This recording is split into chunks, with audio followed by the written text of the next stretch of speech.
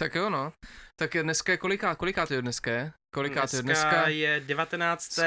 19. Musíme se podívat, kde jsme července. točili naposledy, tyhle. Pojďme se podívat, kdy jsme... Je to rok a měsíc.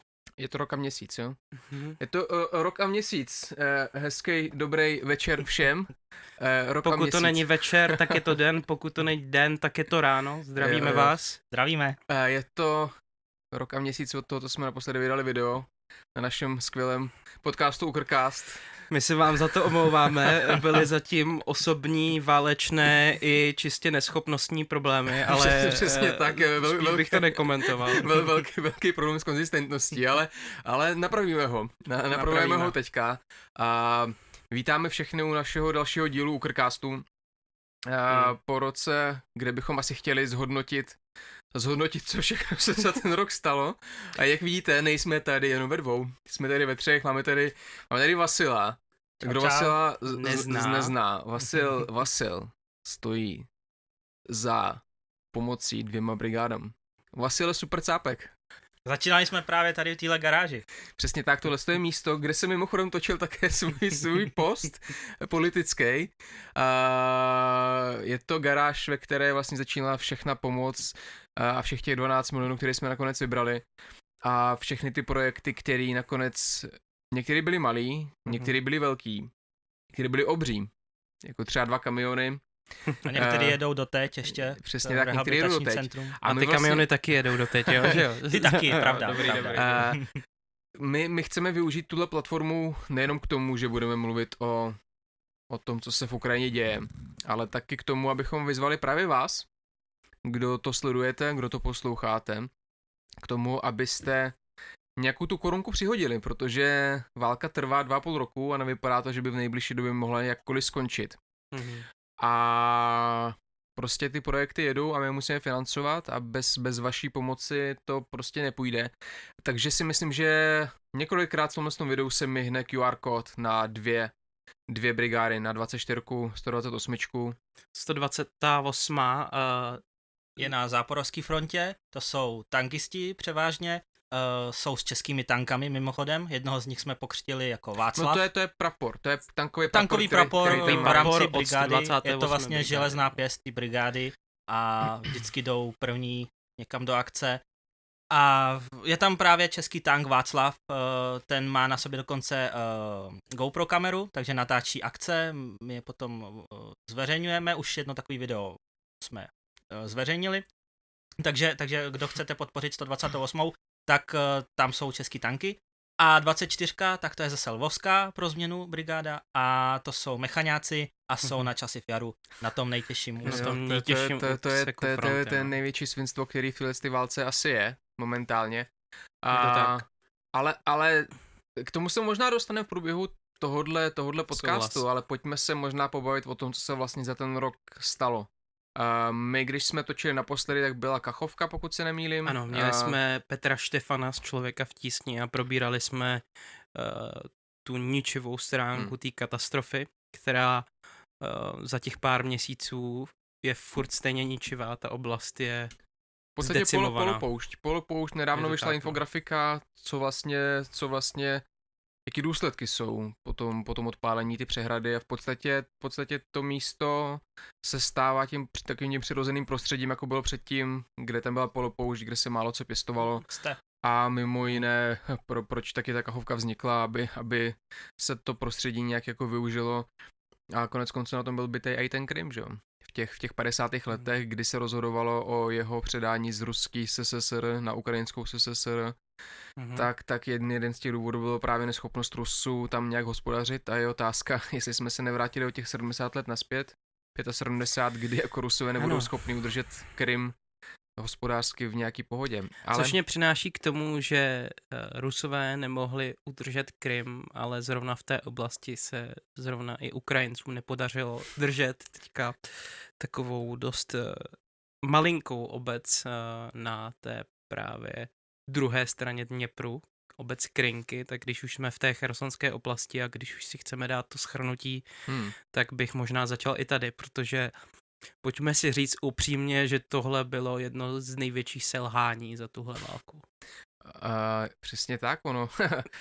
Je to vlastně téma, o kterým se jako tolik nemluví, protože já když třeba píšu na Twitter, že, tak píšu o ruských ztrátách a lidi se ptají někdy tak jako upřímně a někdy prostě posměvačně, jaké jsou teda ukrajinské ztráty. A tak zrovna v Krynkách, a mluví se o tom v Ukrajině jako celkem jako otevřeně, tak potvrzených je kolik smrti? 290, myslím? 200? Hodně přes 200 Hodně je přes 200. potvrzených padlých a přes 700 nezvěstných. 750 je nezvěstných, což prostě je jinými slovy jasná znamená, že to jsou odpověď. jako padlí. Z To větší znamená, části. to znamená, že jenom v blbých Krynkách vlastně vidíme, že je tam minimálně jako tisícovka padlých, vynásobíme to dvakrát, třikrát zhruba počtem raněných a vlastně kdo byl v Krynkách, že jo? Tam byli Mikolajevští mariňáci a tam byla ještě jedna mariňáků brigáda. Nějaké speciální síly tam plus takhle SSOčka tam protočily, byly, taky tam byl ten průser tehdy, že poslali vlastně kluky na lodích, který jako Rusové zmasakrovali několika ranami. Co jsme jako viděli, jakože čeho jsme vlastně byli jako svědky. A k čemu to vlastně bylo? Jako já chápu tu motivaci Ukrajiny jít na ten druhý břeh, ale tady to de facto ani nemělo smysl. Tady to bylo odsouzený k zániku. Ono to souviselo s tou ofenzívou na Záporoží, tou letní ofenzívou, která taky nevyšla. Tohle měl být vlastně boční úder na odlákání pozornosti. Ani z jedné ofenzívy nakonec nic nebylo. A kluci se tam drželi. A tak nic, my se můžeme ptát. Že nic je asi úplně jako... No pár vesnic, ano, jasně, který teď opět... Tam se jako dostaneme, že jo, ale... My se můžeme prostě, ptát na tu otázku, jak moc třeba Krynky pomohly jiným úsekům s tím, aby ušetřili, řekněme si, ty battle groupy, které by Rusáci váželi na sebe síly. Tak můj skromný odhad, že nepomohli vůbec ničemu upřímně. Jakože, dobře. Můj skromný odhad, jo, protože podívejme se jako na to, do jakého prostředí ty kluci byli jako v Krynkách hozený. V podstatě jedna vesnice, 2 ulice, Rusové to smázli dělostřelectvem a v podstatě ty kluci se jako potom schovávali jako 9 měsíců ve sklepích. Ano, a nejblíž, co byli k tomu, aby nějak se dostali dál, bylo to, že se dostali na kraj lesa, kde byli Rusové dokonale zakopaný a kde neměli vlastně ukrajinské síly vůbec šanci se nějak posunout dál. Ono, když jsem koukal i na ty příspěvky ruských blogerů, tak v určitých chvílích tam byly i nějaký nejistoty o tom, že Ukrajinci se posunou dál, ale to byla fakt chvilková věc. A všichni vidíme s tím, jak to teďka skončilo, tak jak moc ten úspěch byl velký. Tam asi jako největším selháním bylo to, že Ukrajina doslova neměla šanci, jak bez povšimnutí dostat nějakou těžší techniku na tuhle tak stranu ono v Dněpru. podstatě jako, tak si veme, že mezi tím pravým a levým břehem jako Dněpru, tak jako jsou prostě desítky ostrovů, že jo? Ano. A jako tam člověk nepostaví ponton, po kterým jako proveze něco. To jako na to neexistuje prostě jako žádný recept. Dokud nemáte vzdušnou převahu, dokud jako nedokážete eliminovat prostě protibaterijní palbou jako ruské dělostřelectvo a pokud nedokážete sestřelovat jako systematicky ruské letadla, které schazujou jako kaby, faby. Velký téma tohle. Možná jenom vysvětlit, co je kap, co je fab, že jo? Tak jo, to ale jsou... já teďka jsem byl i překvapený tím, že se tohle téma těch bomb, no paradoxně jako docela to dává smysl, že se to téma docela otevírá, že ty klouzavý bomby, které už se k tomu dostáváme, tak jsou doslova tou nejničivější věci, co za tuhle válku jsme viděli. Ono to jako, to je prostě jako fakt, to, jako, to není něco, o čem nemá jako smysl jako... A naše strana proti tomu nemá obrany. Právě, to je to, co prostě, to je od toho původního jako vysmívání se Rusům. Za to, jaký jsou tupí, protože jaký prostě... jsou sovětský. Jo, že vlastně 50-kilometrovými kolonama jako frče někam ke Kijevu. Tomuhle jsme se mohli smát prvních pár týdnů. Přesně. Jo? Protože prostě podcenili extrémně tu situaci. Pak se poučili. Ale Rusové se adaptovali dokonale na tu válku, dokážou využívat moderní technologie, dokážou prostě efektivně využívat dělostřelectvo, dokážou efektivně využívat drony a není to prostě žádná jako s prominutím prdel. To je potřeba zdůraznit, to je vážný nepřítel, nejsou to opice někde ze stepy s klackama, jsou to inovativní lidi, kteří přemýšlejí nad těma problémama a neustále vymýšlejí nějaké nové řešení. I když zpočátku můžou vypadat komicky a bizarně, třeba ty želví tanky, nebo třeba ty baginy Ale a podobně. ono to dává smysl. Ono to ve finále, ano, oni Hmm. reagují na konkrétní situaci na frontě a tu se snaží nějakým způsobem řešit. A je neustále vidět nějaký posun z jejich strany. Tam je vidět, jak vlastně na začátku války Rusové opravdu s tím ten průmysl válečný ani řekněme si to velení tolik nepočítalo. Kde vlastně jakoby vidíme teďka i s tím, jak válečný průmysl v Rusku je rozjetý, jak se rychle za ten rok zhruba dostali zase on track a jak teďka inovují rakety, inovují vlastně dronové systémy, které masivně teďka decimují ukrajinská města a My jsme si mysleli, že sankce jim zabrání v tom, že budou vyrábět si rakety sami a naopak teď vidíme, že oni jsou schopní měsíčně vyrábět dostatečné množství raket. Tak my se můžeme jako o sankcích se ostatně ještě pobavit někdy, protože to je téma samo o sobě. To je epizoda sama o sobě, ty rakety. Je to ostuda jako západních států, které jako nedokážou, jak to říct, zaplatit lidi v těch institucích, aby dohlíželi prostě na vymáhání sankcí. Tak. Jako není možný, aby prostě jako v různých jako institucích pracovali jednotlivci a ne celé týmy po desítkách, po stovkách lidí. Já vím, že se to asi možná blbě prodává jako politicky, protože teď nemůže nikdo přijít a říct, hele, navyšujeme kapacity na MZV, nebo navyšujeme kapacity někde na policajtech, nebo já nevím, FAU, jakožto hlavní prostě orgán, který jako vymáhá ty sankce. A nemůžete jako přijít a říct, hele, dalších 50 lidí nabíráme, bude to stát miliardu. To je politicky jako, kdo tohle to udělá, no jako těžko někdo, že jo. Udělá to člověk, který si to umí matematicky spočítat v té dlouhodobé hře, což v tuhle chvíli asi není prioritou. A není to jako, ale reálně to není problém jenom jako České republiky, ale jako mnoha evropských zemí, protože je potřeba si říct, že my sice můžeme přijmout 13 jako sankčních balíků, ale vymáhání těch sankcí vždycky na členským státu. V tom jako Evropská unie nemá slovo, nemůže mít, protože nemá pravomoc. Tak ono to je krásně vidět na těch raketách, který se v desítkách procent ty součástky pohybou ze západu, ty to víš sám nejlíp, kde prostě skrz Kazachstán, skrz tady ty třetí země, hlavně Čínu Čína se ty součástky dostávají. Čína je hlavně jako motor při tom obcházení sankcí, jako a těžko někdo dneska jako řekne, hele, sankcionujeme čínské firmy, protože Čína nám dodává jako vstupní suroviny do mnoha věcí, včetně třeba celulózy na výrobu jako granátu, že jo. A víme taky, že... Celulóza, naše oblíbené téma mimo podcast. No a víme taky to, že Čína jako limituje teďka vývoz celulózy. A my, vyšel nedávno krásný článek na investigaci, naše jediná společnost je, jak ona se jmenuje, Synthesia, myslím, v Pardubicích. Který vyrábí i Semtex.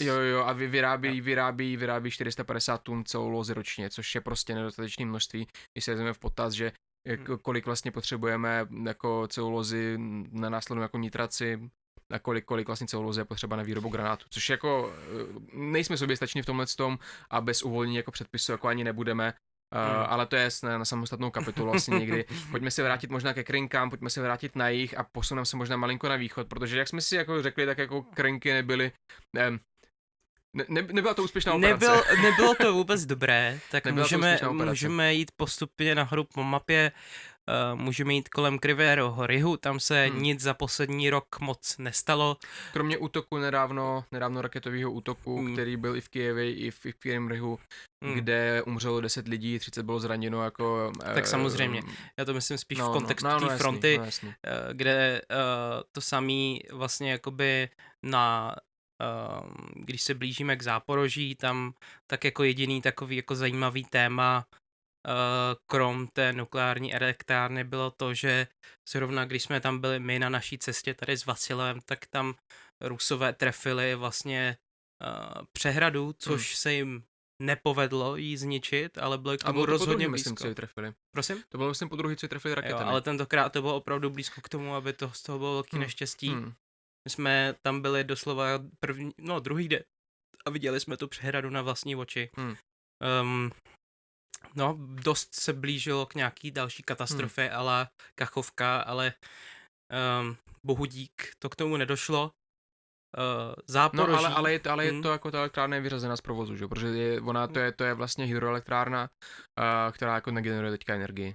A je otázka, jestli vůbec někdy generovat bude, protože když se podíváme na to, co všechno se Rusem jako podařilo odkouřit, zničit, vlastně ta škoda podle Kyjevského ekonomického institutu je nějakých 50 až 60 miliard dolarů na ukrajinské energetické infrastruktuře a těch 60 miliard prostě bude potřeba na opravu a to dneska nikdo nemá, nikdo nedá a dokud jako nebudeme jako zabavovat prostě ty ruský majetky, jakože ve smyslu těch aktiv, ty ruské centrální banky a ruského státu, což je nějakých 300 miliard mimochodem dolarů, tak jako ty prachy mít prostě nebudeme. A těžko vysvětlí nějaký politik jako českému nebo evropskému daňovému poplatníkovi, že je to potřeba udělat, protože zkrátka jako bez a to je téma, o kterém se bavím furt, protože když padne Ukrajina, tak prostě pojďme si kopat zákopy v Polsku, Litvě, kde to mimochodem jako dělají, že jo? Aktivně, no. Lotyšsko se staví protitankový příkopy, v Estonsku se kopou příkopy, takže jako moc dobře vědí, koho mají za sousedí. Řekněme si, že to opevnění často staví líp, jak to téma bych radši neotevíral, ale všichni víme. No, ale vlastně pojďme si... Jsme teda v Záporoží, jo? Možná k záporožské frontě dodal, že tam vlastně loni byla ta ofenzíva, od který jsme všichni měli strašně velká očekávání, že dojdeme až na Krym, bohužel se to nestalo. Uvázli jsme ještě v předpolí, v minových zákopech, ze spousty důvodů. Zrovna naše 128, tady máme její vlajku, tak ti tam byli taky na čele útoku, na čele ofenzívy osvobodili pár vesnic, Pětichatky, Lobkové a ještě jednu nebo dvě. Ty vlastně, když se teda vrátím k tomu Záporoží, oni vlastně drží ten úsek od Kamjanské až po Robotyne. Robotyne je vlastně na jejich levém křídle. Jo, Kamjanské pro vás, pro kontext, je místo, kde se mění zajaci. Je to také místo, jakoby jediný fungující koridor po ukrajinské frontě, kde taky můžou krom výměn zajatců se pohybovat i pracovníci Spojených národů a je to jako vlastně jediný otevřený koridor, který nějak protíná tu frontu a i tam to právě drží 128, která má docela velký kousek té fronty, když k sobě budeme upřímný, tak je to jeden z největších kousků, který drží hlavně jako brigáda, jsou tam i jiný podpůrní jednotky, které pomáhají. Brigáda je tam jako celek. Ale brigáda je tam jako celek, což je docela v tuto chvíli nevídaný, protože vidíme, že je trend u mnoha brigád, že se spíš rozdělujou jednotlivý bataliony na různý úseky fronty, což se můžeme bavit. Často ale proti vůli velitelů brigád. Což už je tak samozřejmě téma samo o sobě. To je politická otázka a otázka jako kompetentnosti ukrajinského vojenského velení, ale co jsme vlastně jako viděli v tom Záporoží, že jo, od toho léta viděli jsme to, že tam byly nasazený jako docela velká síla ukrajinská. Nově vytvořené brigády. Proč to selhalo? Rusové skvěle připravili obranu. Rusové výborně připravili obranu, Rusové si postavili ty vysmívané dračí zuby, Rusové ta pole zaminovali. Jako částečně za to mohlo taky to, že Ukrajinci neměli prostě dost techniky. To jako, hlavně odminovací. Ale těžko můžeš odminovávat, když jsi jako pod neustálou dělostřeleckou palbou, že jo. Přesně tak. Ale tak když si vzpomeneme vlastně na ten postup, tak co tehdy představovala třeba 47. 47. brigáda, která měla tu těžkou techniku, měli ty Bradley, měli Leopardy. Nejnovější brigáda přesně v tu chvíli. Přesně tak. Která byla vycvičená na západě. Která ale neměla zkušenosti bojový. Ona neměla bojové zkušenosti a ona prostě nemohla, už jako z té povahy věci nemohla porazit ruskou obranu. Jako tam ta šance prostě, to vidíme teďka zpětně, tam nebyla šance porazit tu obranu. Těch několik linií obrany 4 nebo 5, myslím, jich Rusové vystavili. A ten nejdelší byla poblíž Tokmaku, myslím. Tokmak byl celý dokola obehnanej zákopem. A jako Ukrajinci byli od Tokmaku 30 kiláků, to je prostě daleko. To je prostě daleko. A já si pamatuju na videa vlastně takových jako kvazi sebevražedných útoků jako Ukrajinců, kdy ti prostě hamvíčkama nebo různýma emrapama jezdí kluci do minových polí, 2-3 jako auta se odkouří, to třetí se jako zastaví a řekne si, asi to není dobrý nápad tam jako jet. A o co horší, najeli tam i těžkou technikou, třeba Leopardama. Přesně tak. Jako takhle, pojďme si jako říct, že západní technika není žádný zázrak ve smyslu toho, že je nezničitelný. To jako tady spousta lidí měla představu, že tam pošleš challengery prostě s podchuzeným uranem a prostě a najednou jako... A nejkrásnější na tom je, že ta technika byla osekaná, jak nejvíc mohla být. No jasně. To je vlastně jenom holej stroj bez ničeho. Ta technika je skvělá v tom, že ona zabrání posádce, aby umřela. Bradley má skvělý 25 mm kanon, který dokáže prosekat ty 80, ty 90. Mají Taui, prostě protitankový střely. Výborný. Ty jsou fakt výborný. Přesně tak, takže jako ta ofenzíva prostě nevyšla. Zasekla se u Robotine a vlastně po roce jsme v situaci, kdy Robotine je v šedé zóně, kdy Rusové tam se snaží postupovat a není vyloučeno, že prostě tu vesnici, respektive to, co z ní zbylo, jo. Vždycky, když se bavíme o tom, co jako Ukrajinci brání, tak jako jak Krenky, tak Robotine, tak Urožajné, tak dnešní Vovčánsk, Avdijivka, všechno je to srovnaný se zemí. Marinka v podstatě neexistuje. Jako Marinka, to je... Jsem tam byl v roce 2021 a už v tu chvíli, teda před plnohodnotnou invazí, to bylo dost zničené město, ale když jsem se koukal na ty aktuální záběry, tak... No, to je to samé, jako možná se zase posuneme kousek na východ, že jo, a jsme někde u Urožajné, že jo. Urožajné, tak to padlo nedávno. Bylo opuštěný. Ano. To mně se strašně líbí ta fráze, ustoupili jsme strategické ustoupení do strategicky připravených pozic, přesně tak, jako to je úplně geniální fráze, kterou předtím říkali Rusové, když ustupovali třeba od Chersonu, bylo připravené, lepší pozice a tak, a já měl jasný frázi úplně kvetu, jakože já chápu, že Ukrajinci jako nemůžu říct, ale nevyšlo to, ale jako jo, je to vtipný. Každopádně jako je to Urožajné, což je prostě malá vesnice jako v Doněcké oblasti, na západě Doněcké oblasti. Ještě je v dolíčku a nad ní jsou vyvýšeniny, takže fakt je to špatná pozice.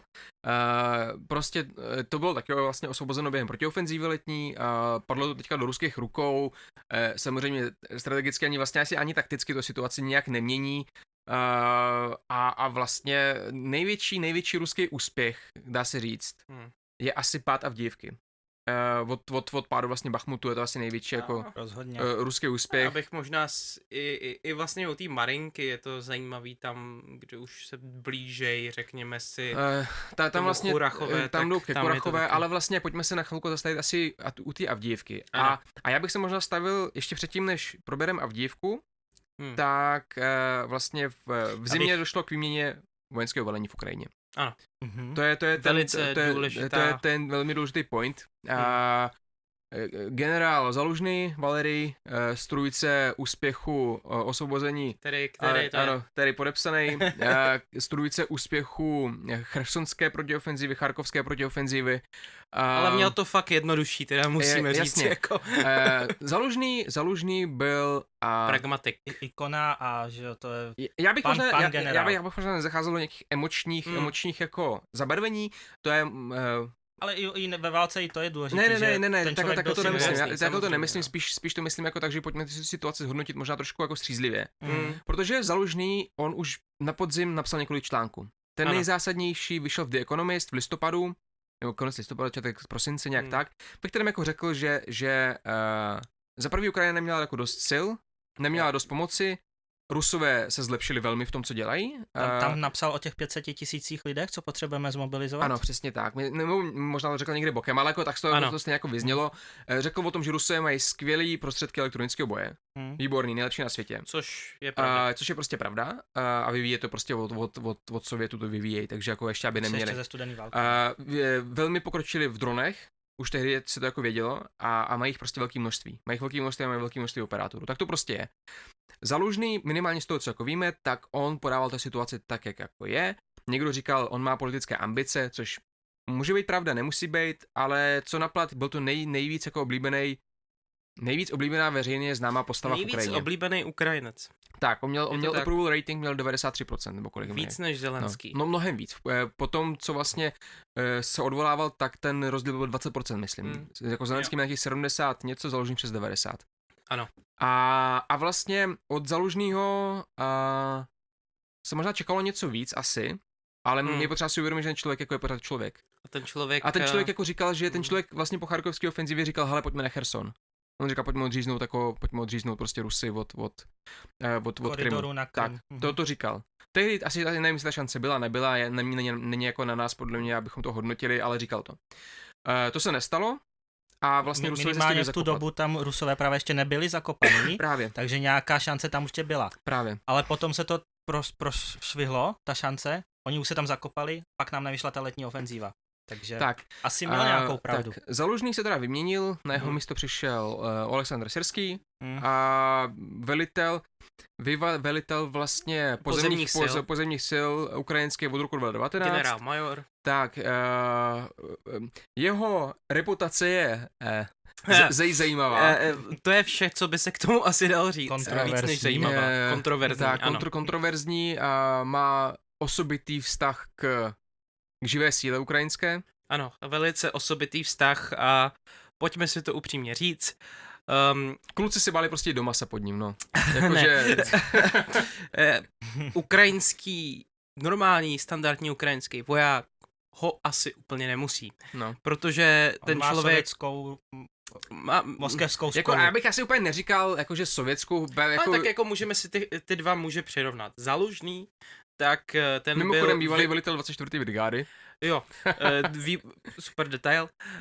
Tak ten měl západní školu. Ten měl západní školu strategie a Syrský měl naopak tu sovětskou školu. A Syrský ještě před událostmi roku 2014 tak standardně ve své pozici jezdil do Ruska, podával si ruce s Gerasimovem. Samozřejmě tam nemusíme vidět žádné souvislosti, ale řekněme si, že čistě z pragmatické roviny byl blíž takticky k tomu ruskému stylu boje, sovětskému stylu boje, což samozřejmě jako přináší svý ovoce. Vidíme to na tom, co Rusko zvládlo za poslední 2 roky. Jenže to je Rusko se svýma zdrojema. Zase pojďme jako si říct, že kromě teda toho, že Syrský trpí malinko možná tím takovou tou starší mentalitou těch velitelů, na rozdíl třeba od toho středního velení těch mladých jako nových důstojníků ukrajinských, tak on trpí ještě jako mikromanagementem. Ano. On trpí tím, že on jezdí na ty pozice a on prostě šachuje s přesunama na úrovni jako rod pomalu, což prostě jako v jeho pozici nemůže dělat. Ano. Jako to by neměl dělat, měl by prostě sedět někde na štábu, přijet jako morální boost a tím klukům popřát, vyznamenat je, jet zpátky na štáb a tam probírat jako z toho, co jako slyšel, jak jako dál pokračovat. Protože pod Syrským se ta ZSU změnila v malou sovětskou armádu, která teď bojuje s velkou sovětskou armádou. Ale to je možná urážka možná kluků, který to bych si úplně neříkal. Spíše pojďme se podívat na to, co teda přineslo jmenování Syrského i ve vztahu k té Avdijivce. Takže on Zalužný už v prosinci říkal, hele, Avdijivku nemá smysl držet. Avdijivka pro představu bývalý 15 000 město zhruba. Já jsem měl tu šanci se tam jít podívat. Jo, ty jsi tam vlastně byl. Koksovna ve středu obce, ve středu města, která byla vlastně hlavním zdrojem práce pro kohokoliv. Ve středu? Ona je tak jako spíš na kraji, ale myslím spíš jakoby důležitostí. Jo, jako, jasně. Řekněme si, že 80-90% obyvatelstva právě pracovalo v té koksovně. Avdijivka byla důležitým místem pro ukrajinskou obranu od roku 2014. Byla super opevněná, jo. Já jsem tam měl šanci v tom roce 2021 vidět to opevnění. To byla opravdu jako pevnost, by se dalo říct. Fortecia možná Avdijivka, no.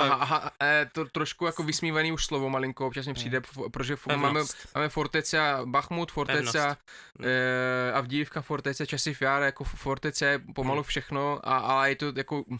Už mi to malinko leze jako na mozek. Brzo bude i Fortecia Pokrovsk a Dnipro. No ne, ale pojďme ještě k té Avdijivce. Vlastně Zalužný říkal někde v roce v prosinci 2022, hele, Avdijivku neudržíme. To nemá smysl jí držet, pojďme jako ustoupit, prostě pojďme připravit lepší pozice. Jenom pro diváky možná by bylo dobré ještě zmínit, že vlastně Avdijivka je de facto skoro předměstí samotného Doněcku. Přesně tak, to je strašně blízko největší baště separatistů. A oni odtamtud měli strašně krátký zásobovací linie. A ono vlastně nedaleko Doněckého letiště. Jo, a ta Avdijivka byla ostřelovaná vlastně 10 let, jako reálně ona byla 10 let ostřelovaná, to nebylo tak jako že se tam jako nic nedělo.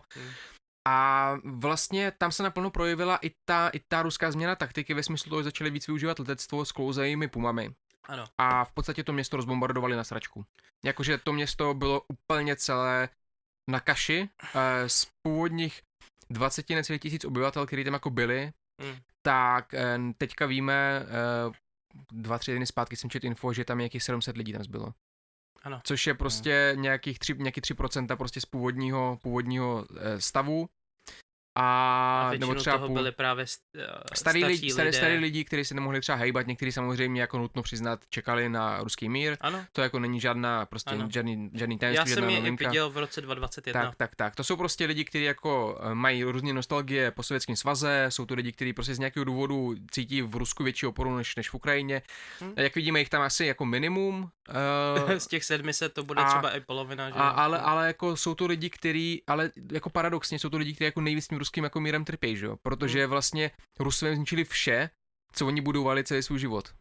Což, ale jako to je možná taky na samostatnou story, proč jako lidi, kteří procházejí válkou, zrovna mají k těm okupantům takový ten vřelej vztah. A paradoxně ještě za to obvinují ukrajinský vojáky, Tak, že jim spadne na hlavu ruská bomba. Jo, to jsou ty double thinky, které jako existují, ale OK, hele. Únor 23 vlastně, 24, ježišmarja, už mám, vymyle to malinko, ale únor 24, polovina února a Avdívka padá. A místo nějakého organizovaného víceméně, byť se samozřejmě bavíme o jako konfliktu velmi jako intenzivní povahy, tak velmi dezorganizovaný ústup. Velmi. Vzpomeňme třeba 3. šturmovou. Tak. Z nějakého důvodu na místo poslali 3. šturmovou, nebo z nějakého důvodu. Ona měla prostě kryt ten ústup. Třetí útočná brigáda. Některé jednotky se zkrátka jako dostaly do obklíčení. Viděli jsme videa, možná jsem nějaký dával videa prostě toho, že postříleli ty kluky tam jako Rusové, ano. Že do zajetí jako málo koho brali. Ano. A prostě... Máme ten nechvalný Zenit, což byla takový výstupek, taková malinká pevnůstka, bych se dal říct, velení kde... brigády tam nechalo ty Přesně tak, bohužel se to jako stalo, ale byl to takový jako, byla taková to ukázka vlastně toho, že Rusové tou hrubou silou, těmi nálety, tím masoblínkem, protože oni tam utopili prostě tisíce svých jako chlapů, možná i desítky tisíc svých chlapů, stovky kusů techniky, od BMPček, BTRek až po tanky, od T60 nějakých dvojek až po T90, prostě utopili tam jako habadí všeho, ale mají to. Mají to město, následně obsadili několik vesnic v okolí, ale vlastně pak se ta jejich ofenziva jako tam jako šprajcla a Ukrajincům se podařilo jako stabilizovat tu defenzivu. Ale co čert nechtěl, tak severně od Avdívky tak je Marinka. Ne, jižně, sorry. Jižně od Fakt? Jižně? Ano. Jižně Marinka, tam mezi se nimi je Doněcký letiště ještě. Tak Rusům se podařilo Marinku vlastně obsadit, respektive ty zbytky, co tam jako... Taky po roce bojů. Co tam jako byly. Ztrátami. A mezi Marinkou a Kurachové jsou 2 vesnice, jednu z nich mám pocit, že Rusové už jako obsadili, k ty druhý se jako blíží, ale znovu... už je taky zničená. Ale bavíme se jako o vesnicích, který jako mají jednu ulici, jo? To jsou vesnice, to je 20 baráků a 0 obyvatel. Jakože, a ty obyvatele, kteří tam jsou ukrajinští vojáci. Ano. A teď vlastně se Rusové jako chystají, nebo chtěli by asi do Kurachové. Kurachové není malý místo. Kurachové, docela, řekněme si, velikostně podobné té Avdivce. Je to docela důležitý uzel, docela i zázemí vlastně ukrajinské armády z roku 2014 až doteď. A to místo je dost zajímavý, je tam hodně terikonů, je tam hodně těch jakoby vyšších pozic. Jenom pro přesný terikon je vlastně uměle vytvořený kopec po vlastně desítkách let jako těžby, no. Ano. Tak a když se posuneme vlastně na sever Avdívky, tak tam je to místo, kde došlo bohužel taky k prolomení obrany a to je, jak ono se tam jmenuje ta vesnice, kde došlo ke špatnému... Očeretine? Je to Očeretine? Tam je právě ta Doněcká dálnice, která jde z Doněcku až na Konstantinivku.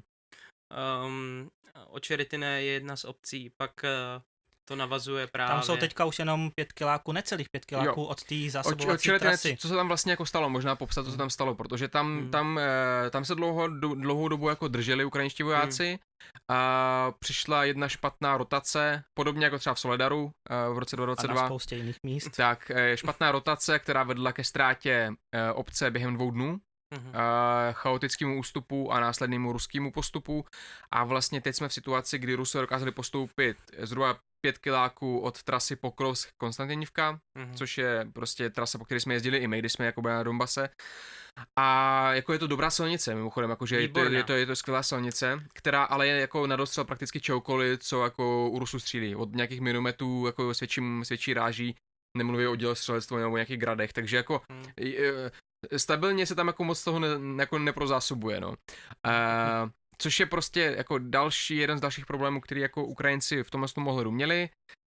No a ten neúplně nejnovější, ale který přišel v květnu, útok na severu Charkovské oblasti, protože k Turecku se chci dostat úplně až nakonec, protože to je ten nejnovější průšvih, ale... Okay. Co se tam kurňa stalo? No, co se tam stalo, Vasile? Co se stalo u Charkovu? No, Rusové se rozhodli otevřít novou frontu, protože... Už je štvala legie svobodného Ruska, která jí dělá výpady. Ty nájezdy je štvaly a chtěli hlavně zaměstnat a co nejvíc roztáhnout naše síly, protože teď vrcholí jejich ofenzíva na Donbase a aby jsme my nemohli ty ofenzívě nic postavit proti ní, tak rozhodli se naše síly vázat úplně někde jinde, na severu, právě v tom Charkově, aby to měli lehčí právě třeba v oblasti toho Turecku a tak dále. No a na to jsme nebyli tak úplně připravení, museli jsme to hasit na poslední chvíli, jako vždycky. A nějakým zázrakem se to povedlo a můžeme už teď konstatovat, že se ta situace se stabilizovala. Ten zázrak se jmenuje, nacpeme tam pár brigád, který je potřeba, který byly ten zázrak má dvě věci. To, že Rusové nemohli posílat zásobování těžké techniky na ten sever, protože prostě ta palebná... Mají jako, jiné úseky, které jsou prioritní. Ta palební převaha prostě ukrajinského dělostřelectva tam jako je. To je potřeba si jako říct. Proč tam nebyly připraveny obranné pozice pořádně, to je taky otázka. Proč utíkalo velení, kolikáté to byla 115. Nechci jim křivdit, jo, ale byla to teritoriální obrana, byla to brigáda teritoriální obrany. 123 mám pocit. No, to je jedno. Teritoriální obrana. Prostě Tereo, jedna Tereo, která prostě tam stála a jednu nestála. A kdo tam jako nejvíc nestál, tak bylo velení ty brigády. To tam hned první den vyměnili generála Haluškina, vlastně velitele. To nebyl ani dokonce velitel brigády, to byl velitel celého úseku. No, to byl hlavní šéf, co to měl na starosti. Tak to bylo velení, který tam jako úplně nestálo a který nestálo hnedka, co Rusové překročili hranici. Tyhle cápci, jejich přes 20, tak byli začený, pokud se nemýlím, a teď s ním probíhá. My si z toho děláme srandu, ale je to samozřejmě jako tragédie, která padlo tam ale dobrý městech. Jako, padlo tam ale dobrý rozhodnutí, že místo Haluškina tam poslali zkušenýho velitele. Který to byl? Já si nespomenu, já jsem docela blbý na jméno upřímně, ale vím to, že poslali tam zkušenýho velitele od Mariňáku původně, myslím, že to byl. Já vím, koho myslíš, a on to tam právě dokázal stabilizovat a teďka už vidíme, že ta situace ale každopádně to velení ty brigády, která to jako nedomyslela, tak je před soudem, hrozí jim prostě za špatný plnění vojenské povinnosti a za nedbalost při přípravě obranných pozic jim hrozí pár let vězení, myslím. Ale taky potřeba říct, takhle nechci se jich úplně zastávat, ale taky nedostali k tomu dostatečný vybavení. Hele, třeba jako pikantnost, ta brigáda měla 2 tanky. No, hele, ne, jako můžeme se bavit samozřejmě o, takhle, ono by to mohlo vydat na celou epizodu, kdy jsme se bavili o tom, co se stalo u Charkova, jakože jo. A napište nám, jestli o tu epizodu máte zájem, jo, protože... ale že jo, ten největší problém je asi Vovčansk, který prostě to odsral strašně moc. Vovčansk, který vlastně si prošel ruskou okupací, následně deokupací, tak dneska z toho města není jako nic. Rusové to město jako zničili. Kabama, fabama, zase našima zmíněnýma. Přesně tak, kaby, faby, který ale nepadají jenom u Ovčansku, ale padají celé Charkovské oblasti. Ano. Prostě ty i ve městě. Přesně Charkově. tak. Oni tam jako padá prostě pravidelně po desítkách jako denně, jo. To nejsou jako malý počty a nejsou to jako ani malý bomby. Ta nejmenší má 0,5 tuny, ta největší 3 tuny, takže jako pojďme si představit, jak velkou paseku zhruba dokážou nadělat. Je to tak. Nicméně Ukrajincům se podařilo aspoň v polovině toho města Vovčansku Rusy zastavit. Jižní půlku ovládáme my, je tam řeka Vovča, jsou tam 2 mosty, oba 2 jsou zničený a jižně od města už jsou naše opevněné pozice, zákopy a tak dále. A jinak jako ve městě, ta severní půlka, tak ta je z části už pevně okupovaná, z druhé části, dejme tomu tak 50. je to šedá zóna a v té šedé zóně tam je ještě taková enkláva, to možná, asi jsi o tom psal, že jo? V tom závodu. Já jsem úplně o tom nepsal, továrně. protože popravdě tam jako jsem nenašel úplně moc jako relevantních informací ve smyslu toho, že někteří lidi psali, je tam 400 Rusů, jako nebylo tam 400. A bylo jich tam několik set, to jako víme, někde kolem něco přes 100 jich tam bylo a ty kluci ty kluci ušatý se tam malinko sekli, protože oni chtěli vlastně, chtěli si tam udělat předpolí, chtěli si tam prostě vybudovat jako pevný jako obranný bod, ale nepočítali s tím, že Ukrajinci jako taky nebudou stát a koukat. Ti dokázali odříznout vlastně ty pozice těch okupantů v té továrně od okupantů mimo. Ve zbytku města. Tak a následně prostě jako začali systematicky rovnat tu továrnu jako se zemí. Spolu s těma okupantama, jako co tam byli. Já jsem tak zaznamenal týden zpátky, 2 týdny zpátky, že tam jako pár desítek jako Rusů zařvalo. Pár jich tam jako desítek zařvalo. Rusům se paradoxně daří některý evakuovat, jo? Takovýma těma Suicide takovými misema, tak jako to se jim daří. Ale prostě je to takové jako bolavý místečko pro okupanty, minimálně tady. Ale abychom úplně jako poslední místo, který bych asi chtěl zmínit, než se dostaneme k dalšímu tématu, podle mě, který je jako taky důležitý probrat, tak to je ten nejnovější průšvih. Já bych jenom k tomu Vovčansku a vůbec k celé té situaci na severu Charkovské oblasti ještě dodal, že v podstatě, proč to taky Rusové udělali, protože kousek dál máte Kupiansk. No jasně. To je strašně důležitý místo. Ale oni na ten Kupiansk, oni prostě tam taky tlačí. Oni by tam rádi, protože tam je železniční uzel, ale jako oni nedokážou projít ani blbou Sinkivku, jako. Oni o tu Sinkivku tam se jim úplně nedaří, naštěstí. Oni ale přitom tam mají první gardovou tankovou armádu. Oni tam mají obrovskou sílu, jakože to není úplně jako sranda, oni tam jako mají prostě obrovskou sílu, ale oni prostě nedokážou jako to tam prorazit, naštěstí. Stejně jako nedokážou prorazit u Serebrenského lesa, kde se dokonce Ukrajincům podařilo osvobodit části území, což je asi poprvé po hodně dlouhé době, co se Ukrajincům podařilo dookupovat části území. A znovu toho Serebrenského lesa, tak tam se jim to jako povedlo. Ale ten poslední průšvih, který bych asi chtěl zmínit, tak je Tureck, jo, protože to je pro nás docela i osobní průšvih, tím, jak jsme napojení právě na vojáky a brigádu, která tam byla. Která to bránila. Přesně tak, 24 naše lvovská, javorivská milovaná, pro kterou děláme první, poslední, stála v Turecku. Tureck, okolí, New York, prostě. A stojí tam už od začátku války v roce 2014. To je doslova jejich město. Když vyjíždíte do města, je tam ohromný banner u cesty, který je vítá. Doslova tam je napsáno vítáme naše obránce 24. brigády. A mají tam dokonce, teď jsme tam byli, že jo, 3 měsíce zpátky, mají tam dokonce kluci, co padli z té brigády při obraně města za celých 10 let bojů, tak tam mají pomník, je tam ohromná deska s jejich jménama věritýma a jenom 20 metrů od toho pomníku je kráter po ruské raketě. Bohužel různýma rozhodnutíma, ty, který nebudu asi úplně rozebírat, se část brigády dostala z Turecku do toho asi úplně nejhoršího místa, kam se dostat dá momentálně, a to je Časiv Jar. Časiv Jar, to je vlastně předměstí Bachmutu de facto. To je Bachmut 2. Neúplně velké město, stojí na kopečku a Rusové se ho už jako rok prostě snaží dobít. Nedaří se jim to moc zatím, ale to, co se jim nedaří jako pozemně, tak oni kompenzují prostě jako neustálou dělostřeleckou palbou a neustálým schazováním právě klouzavých pum.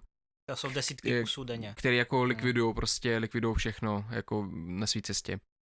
A tím, že kluky teda poslali z Turecku do Časiv Jaru, tak otevřeli bránu malinko Rusům. Tady bych jenom chtěl podotknout, že to, že velení přesouvá zkušenou kádrovou brigádu z vedlejšího úseku na jiný kritický úsek, tak svědčí o tom, že opravdu není kde brát lidi. Že opravdu potřebujeme tu mobilizaci a pak je strašně velký nedostatek lidí. Zase se vracíme k záložnímu a jeho 500 000, kteří zřejmě na frontě nejsou, byť teda nějaká mobilizace se odehrává, tak to asi není moc v té síle, která by byla důležitá. Takže ono se teď čísla jako upřímně tolik nemluví, takže jako abych asi možná byl zatím jako střízlivý s těma odhadama. Ale ty čísla by byly poznat na té frontě. No, ne zatím. Jakože reálně tak ta mobilizace probíhá 1,5 měsíce, jo. možná i díl. Nebo ne. Účinnost zákona 19. května. 19. Takže to je, no ok, 2 měsíce je teďka účinný ten zákon, s tou mobilizací Ještě se než se vycvičí. začalo někde v červnu.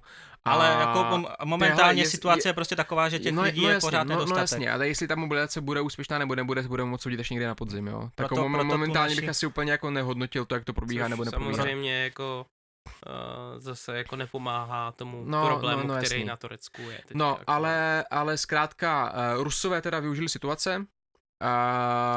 Místo té naší brigády tam přišla nová neskušená. Během několika dnů dokázali obsadit Pivničné, dokázali obsadit Pivdené, což jsou prostě taky malé vesničky, ne jako na okraji, u New Yorku se přiblížili ke dokázali projít vlastně do půlky zhruba New Yorku, byť jako teďka se podařilo některé pozice jako dobít zpátky, ale ta situace prostě v Turecku jako není dobrá. Nebyla dobrá už ani tam, když jsme tam byli naposledy a teď ještě jako je horší. A v New Yorku je vyloženě kritická. Tak, co vlastně teďka máme jako za obrázek? Protože zatím si myslím, že jsme byli jako extrémně negativní, nebo extrémně negativní, prostě jsme to zhodnotili tak, jak to jako je. No, popsali jsme realitu, tak. Ale pojďme si zase říct, že na sever od Časiviaru, u Sirecu a řekněme si v oblasti kolem Sloviansku, tak tam se Rusům ten postup třeba tolik nedaří. Tam je to docela v pořádku. Ono obecně, pojďme si jako říct, že navzdory tomu, že Rusové mají tady ty lokální úspěchy. A mají obrovské jako množství sil v tom utopaných, protože denně prostě to je přes 1000 lidí jako zabitými, raněnými, nezvěstnými, jo, to jsou obrovské ztráty. Jako oni během několika měsíců dokázali si nechat pobít prostě 60 000 jako chlapu, jo, pobít, zmrzačit, prostě vyřadit z boje. Což je jako obrovské číslo. Za několik měsíců, to je prostě šílený. Teď ty ruské ztráty, které jsou, jak jsou největší za dobu války. Ano. Tak to prostě za to pár zrujnovaných vesnic a městeček. Strategicky se jako nic nemění na bitevním poli. Taktické úspěchy někde jsou, ale neznamenají prostě jako hroucení fronty. Ukrajina drží v tom vojenském hledisku. Teď je otázka, jestli bude držet také v tom jako sociálně ekonomickém hledisku. Protože to, co se Rusům nepovedlo na frontě, to se jim povedlo při ničení ukrajinské infrastruktury. Nálety, které probíhaly v březnu a v dubnu, a to jsem vlastně tady už zmínil, zlikvidovali polovinu ukrajinské jako elektrické infrastruktury. Vyřazeny jsou teplárny, vyřazeny jsou vodní elektrárny, vyřazeny jsou prostě transformátory, sítě vysokého a velmi vysokého napětí a ten nedostatek jako elektrické energie je prostě vidět, protože tam ještě okupovaná jaderná elektrárna. Po celé Ukrajině vlastně k dispozici má Ukrajina jenom 9 z 15 reaktorů jaderných a denně dochází k výpadkům elektrického proudu. Výpadkům a v těch horkách se ještě umocňuje a jejich... Tak. A teď jsme v situaci, kdy se musíme zeptat, proč k tomu vůbec jako došlo. Proč k tomu došlo? Proč k tomu došlo ve smyslu toho, kde byla PVO.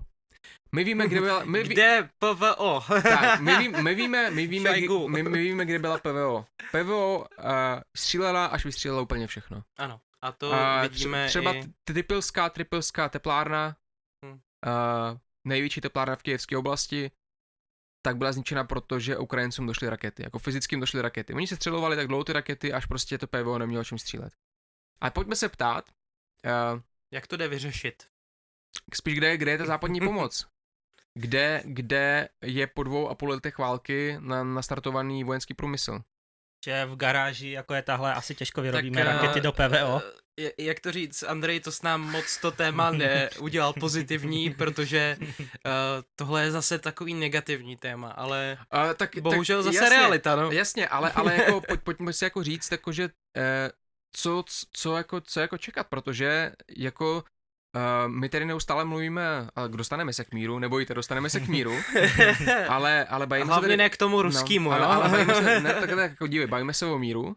Ano. A bavíme se o Ukrajině. Ano. A proč vlastně jsme se jako dostali do tady toho průšvihu, kdy my nejsme schopni jako domyslet důsledky toho, co se jako stane. Nebo si tady jako lidi, nebo na západě obecně si lidi myslí, že ty Ukrajinci, jako, který budou mrznout na podzim a v zimě, protože prostě zákonitě mrznou budou, že se nevydají na cestu. No tak krásně tomu pomohlo zamrazení amerického kongresu, který půl roku dokonale schválit umocnilo ten, pojďme si říct, průser, který teďka je. Kdyby to zamrazení nebylo, tak ta situace může být o trošičku lepší. Neříkám, že bude lepší jako hodně, ale řekněme si, že třeba by nemusel být rozbombený úplně všechny energetický strategický body, ale... Já bych to tak výstižně shrnul, že Západ pomáhá jenom tak dostatečně, aby Ukrajina nepadla, ale ne dostatečně jako až tolik, aby vyhrála. A od toho se taky bude odvíjet potom i ten mír. Přesně tak. Ono takhle. Na západě jsou iniciativy, které vypadají, že jsou grandiózní, že jsou velké. Německo třeba schání 1000 jako raket do Patriotů, což jako není levná záležitost. No, tak je to... paradoxně je ta naše iniciativa, že? Ano, naše iniciativa, několik set tisíc kusů munice, prostě nedostatek, který jako byl viditelný v předchozích měsících. A jsou tady prostě iniciativy na F-16, které by měly být desítky. A to nám v tom střednědobém horizontu moc nepomůže. Tak, ta situace se jako nezmění. Jako jsou tady prostě náznaky toho, že prostě můžeme, když budeme chtít. Ale otázka je, jestli nám tato loď malinko neuplula ve vztahu k přesvědčení společnosti, že jsme schopni tohle jako udělat. A já bych ještě jako řekl, že ta situace jako minulý zima roku 2022-2023, 23-24, říkali Ukrajincům, vy tam umrznete, to bude strašný, ale tentokrát se tý zemi fakt hodně bojem, protože teprve teďka to vlastně může být ta zmrazená hnusná Tak ono zima, se mluví o tom, že zima. někdy ten proud možná půjde 4 hodiny denně, někde 8. A jestli přijdou jako tuhý mrazy, tak jako co jako dělat? Co zmůžou domácnosti, a já se třeba upřímně bojím jako Hmm. jednak toho, že teda Ukrajinci budou mrznout, ale taky jako co bude se jako s ukrajinskými dětma, že jo? Protože když ti nepůjde proud, tak ty je nemůžeš ani dálku jako vzdělávat. Ty budeš už 3. rok jako vychovávat děti, prostě... To už je zase takový téma jako... No. A plus ještě předtím covid a tak, takže vlastně celkem třeba už 5 let není normální vzdělávání. Jako víš co? Ten jako vývod té situace je jasný, bude další vlna uprchlíků, na to se musí Evropa připravit a uvidíme, jestli do zimy se ta nějaká infrastruktura dá obnovit, což teda jako budu se modlit za všechny ukrajinský elektrikáře, to je teďka asi nejchtěnější pozice na Ukrajině. Já bych možná ještě připomněl generátory, jako jasný, ale docela mě teďka zaujala ta dohoda s Polskem o výměně elektřiny. To by mohlo pomoct trošku. Ten import jako probíhá furt jako na Ukrajinu. Ale chtěli to nějak zesílit. Teda. Jo, tak ono jako takhle se ta situace nakonec jako bude řešit, jo. Tak asi ta situace prostě bude řešit, protože Ukrajina bude muset jako importovat. A jak na to bude reagovat Rusko? Bude se střelovat hranice? A budeme se modlit prostě, aby Rusové jako nezničili prostě jako sítě, rozvodní sítě, třeba ve Lvovské oblasti a podobně. Přesně tak, no, což se jako může stát. A tomu mimochodem by mohla pomoct jako Polsko, jo? Kdyby Polsko jako nechtělo uprchlíky na svém území, tak by konečně mohlo se střelovat jako ruské rakety a šahídy jako nad Lvovem to bylo krásný téma, který teďka zase zabil krásně Stoltenberg a řekněme si západní elity, který řekli Polsku, no tak to v žádném případě. No. Hoši to jako se trošku sklidili. A já mám občas pocit, jakože tam možná malinko oddychli dokonce, jakože nebudeme to muset dělat. No. Jakože my jako jo, chceme, ale ne tak moc, a když nám řeknou, že nemůžeme. Stačilo by z Řešova poslat baterii Patriotů do Javorivu a bylo by vyřešeno. Já bych řekl, že to jako skončí podobně jako teďka s Macronem, který říkal, že bude posílat vojáky, že se to bude trošku nadžovat to téma víc a víc a pak se něco stane. No ne, tak jako a teď se jako dostáváme, že k tomu prostě, k tomu míru, jako. Tak chlapci, jak dojdeme k míru? A hlavně ne k tomu ruskému teda, ale k tomu normálnímu míru. My k němu nepřijdeme, on přijde k nám. Tak Orbán jel vyjednávat mír, ne? Ano. Konečně někdo jel vyjednávat mír. Já mám vlastně takovou radost, ten pán normálně má iniciativu. Jo. Jako já mu to fakt povede. A co přivez? On přivez rakety na Ahmedbit, on přivez rakety na Kyjevskou dětskou nemocnici, to přivez. Ne, jakože tomu asi křivdím, to asi jako nechtěl udělat, ale jako tady jako vidět výsledek prostě toho, že Rusko jako není nakloněno žádným jednáním. Jakože můžeš jet do Kyjeva, můžeš jet do Moskvy, Pekingu za Trumpem a Rus ti ukáže velkýho tlustýho fakáče a řekne ti, hele, proč bych to dělal? Jo, Jako, a já bych řekl, jako Orbán je ruská loutka. Ale je vidět, že se snažil být iniciativní, jasně, ale že mu to nesežrali. Jasně, že je, tak Rusové tam staví Pakš, jakože jadernou elektrárnu. Rusové tam prostě mají svý banky. Maďarská OTP, největší maďarská banka, tak je v Rusku a působí na okupovaných územích, zřejmě proto byla taky na sankčním seznamu, na seznamu organizací, které podporují válku. Nějaká neziskovka ukrajinská to udělala, nebo neziskovka nevládní organizace to udělala a Maďaři kvůli tomu potom rok blokovali unijní pomoc Ukrajině, že jo? Tak se na to pojďme podívat. Orbán, co byla jeho první štace? První štace byla Kyjev. Byl Kyjev. No a jak bylo vidět, tak Zelenský z toho úplně radost neměl, ty fotky nebyly úplně takový šťastný. A tak kdo by měl radost, když němu přijede Orbán? Ale jako víš co ti jako má říct, jako jak bys reagoval ty? K tobě přijde člověk, který ti rok blokuje pomoc, říká, že ti nepošle žádnou zbraň, že přes jeho území žádná zbraň chodit nemůže a že bys ideálně měl nějaký území postoupit, protože stejně ta válka není proti jaderný velmoci vyhratelná, jakože ten poraženský mindset. A do toho si tak jako brousí jako drápky na to Zakarpatí, kde jako mají Maďary. A říká, no ale vy tam ubližujete těm Maďarům. Vy jim tam ubližujete a tím pádem, jako prostě... Zelenský, prostě až se to pak celý zabere, tak já si ukousnu trošku. Tak no jako jasný, tady si jako fabulujem, ale jako chápeš jako chápeš ten point, že jo? No. A prostě ten člověk jako je otevřeně prostě jako otevřeně protiukrajinský. Sice, jako jasně, on schválí ty sankce. Ale chtěl bych třeba vidět konkrétní provádění jako sankcí v Maďarsku. Podle mě tam nefunguje vůbec nic. Já bych řekl, že tam bude tak jeden člověk na oddělení a bude hotovo. Potom se mluvilo o tom, že teda si vytvoří budget. Ve Washingtonu se schválilo to, že Ukrajina bude dostávat 40 miliard ročně prostě. No. To se schválilo. A Maďar řekl, my nebudeme na tom participovat. Oni to jako schválili, ale oni řekli, my nebudeme na tom participovat, my to nebudeme dělat. Dělejte si to jako sami. Jako my říkáme, OK, my si to jako budeme dělat sami. Ale pro boha, tak si nehraj na to, že ty jedeš dodávat nějaký mír. Ty když jdeš do Moskvy, tam si a dostáváme se k té Moskvě. No, pokecáš si s Putinem, ty nevystoupíš veřejně a neřekneš, válku můžeme skončit tím, že Rusko odejde z ukrajinského území. To nezazní. Ale v Ukrajině zazní, jakože Ukrajina může jít na nějaké ústupky. Že se může zmrazit ta fronta na těch pozicích, na kterých jako je. Proč Maďar tak jako nepřijde a neřekne, odejděte z Ukrajiny, takhle bude mír. No samozřejmě, že neřekne. Samozřejmě, že to neřekne. A pak jede do Pekingu. Bůh ví, co tam dojedná. Protože si Jinping jako čeká, ten je celý jako nadržený na to prostě, až jako ten Tajvan si může moc jako ukousnout. A Čína samozřejmě pomáhá, že Rusům v té válce. Jako to jako není. No rozhodně nepomáhá Ukrajině. To není žádná jako novinka, jako Čína prostě jenom tím, že prostě nekoná v rámci sankcí, tak jako už jim pomáhá Rusku. Ale ona pomáhá i aktivně, že jo, tak různý prostě uniformy, vybavení, golfový vozíky, drony, velký téma. Drony, který jako do Ruska dodávají. DJI, který používáme všichni my dronisti. My jako víme, na který straně Čína stojí. Jako co chcete dojednávat, takže ty jedeš do 4 zemí. A v jedné jako vykládáš tak teda jako ale příměří, pojďme udělat příměří. Pojďme hoši, a pak jedeš za dalšíma 2 diktátorama, který tě jako ukážou fakáče, protože absolutně nezajímá, co nějaký prostě jako, co nějaký jako maďarský premiér. A pak jedeš do Washingtonu A pak jedeš do Washingtonu na summit NATO. Kde se ti všichni vysmějou. Tak, všichni se ti vysmějou, nikdo se s tebou nebaví, prostě jako, seš jako toxický. Globální politik. A jedeš prostě za Trumpem. Jehož vztah jako k Ukrajině je minimálně jako problematický. Tak jako vzpomeneme si na to, jak on hledal kompromis Huntera Bidena a vydíral jako Ukrajinu pomocí Zelenskýho a neposkytnul tím $400 milionů na vojenskou pomoc. Tak jako to se zapomnělo? No já se pamatuju velmi dobře. Všichni si to pamatujeme. No a teď vlastně jeho running mate na viceprezidenta je pan Vance, který jako říká, který za prvý blokoval pomoc Ukrajině v Senátu, aktivně blokoval, který říká, že Ukrajina musí postoupit k území. Aktivní v té blokaci. A de facto nám jako říká, jako, že hele, to je váš problém v Evropě.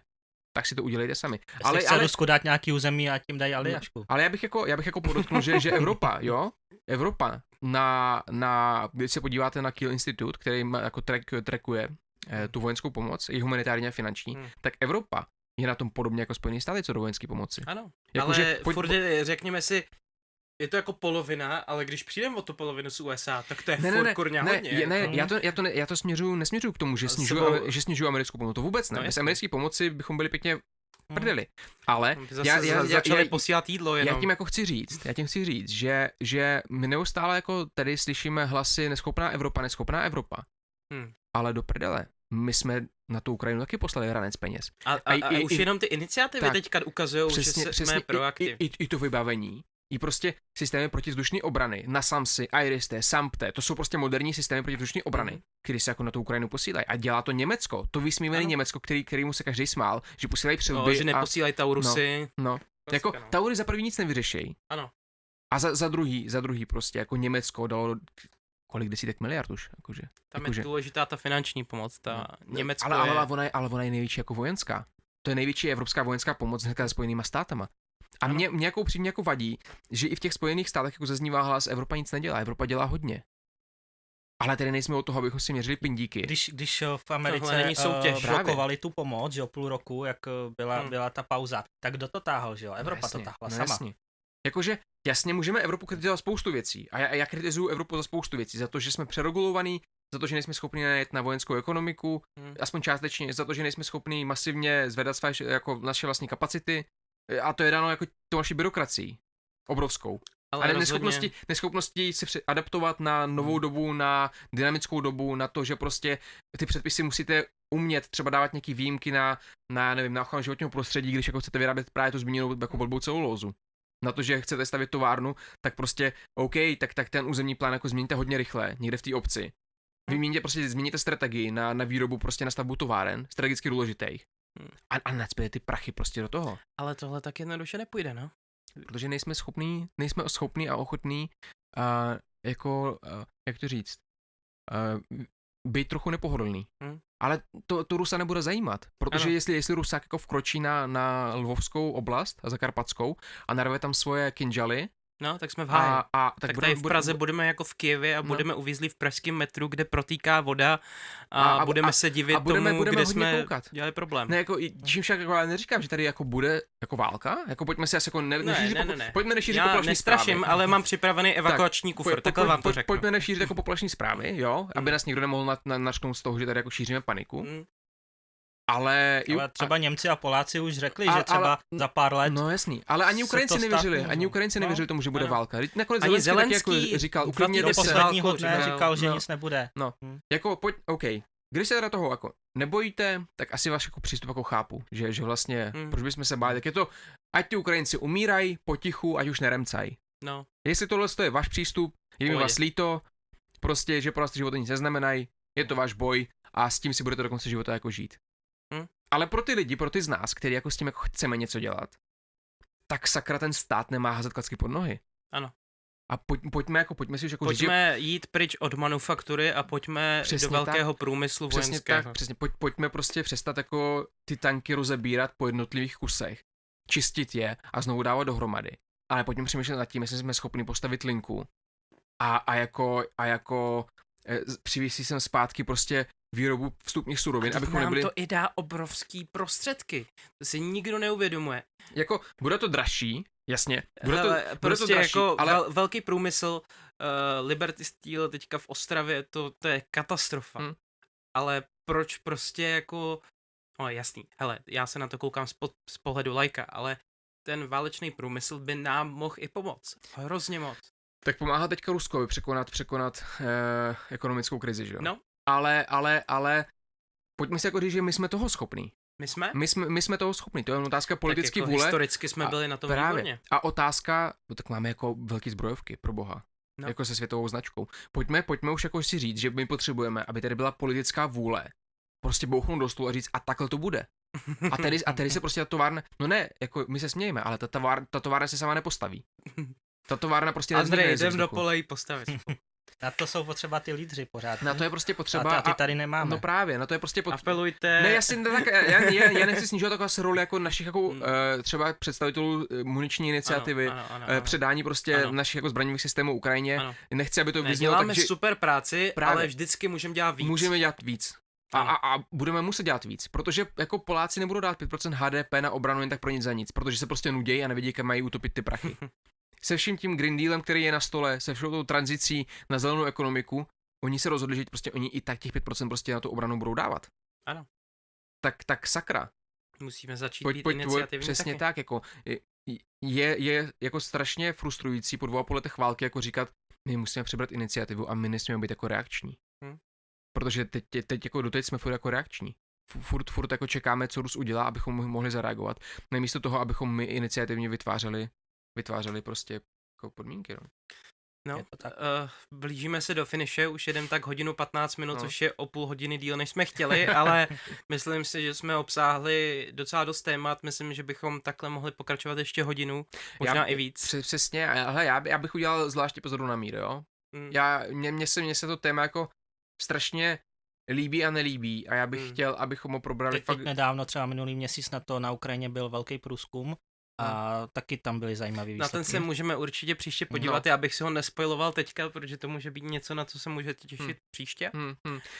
Já bych asi možná skončil na pozitivní notu, že máme na to, abychom Ukrajinu udrželi a Ukrajina má na to, aby taky vyhrála. Soběstačný. Máme na to posílit náš průmysl a nabídnout tisícům lidí práci a dobrý podmínky v tomhle průmyslu, který vždycky přinášel peníze. Byť je to teda strašný, pojďme si to říct, ale realita je taková, že na tohle musíme reagovat. Právě, buď se budeš dívat realitě do očí, nebo nebudeš. Když nebudeš, budeš hodně překvapený. Je to tak. Takže a já nechci být překvapený, já chci být jako připravený.